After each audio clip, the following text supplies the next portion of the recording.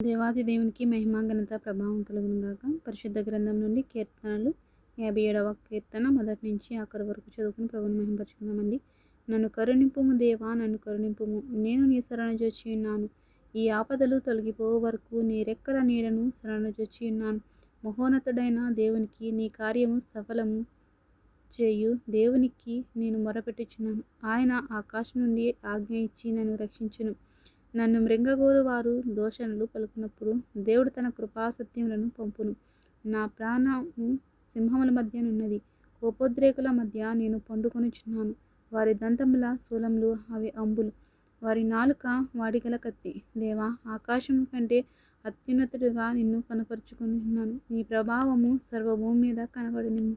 నా అడుగులను చిక్కించుకొనుటకై వారు వలయొడ్డిరి. నా ప్రాణము కృంగియున్నది. నా ఎదుట గుంట త్రవ్వి దానిలో తామే పడిరి. నా హృదయము నిబ్బరముగా నున్నది. దేవా, నా హృదయము నిబ్బరముగా నున్నది. నేను పాడుచు స్తుతిగానము చేసేదను. నా ప్రాణమా మేల్కొనుము, స్వరమండలమా సితారా మేల్కొనుడి. నేను వేకువనే లేచెదను. నీ కృప ఆకాశము కంటే ఎత్తనిది, నీ సత్యము మేఘమండలం వరకు వ్యాపించినది. ప్రభువా, జనములలో నీకు కృతజ్ఞతాస్తుతులు నేను చెల్లించెదను. ప్రజల్లో నిన్ను కీర్తించెదను. దేవా, ఆకాశం కంటే అత్యున్నతుడుగా నిన్ను కనపరుచుకొనుము. నీ ప్రభావము సర్వభూమి మీద కనబడనిమ్ము. నీ పరిశుద్ధ వాక్యం అందరి వెనుకలో ఫలింపజేయును గాక. ఆమేన్.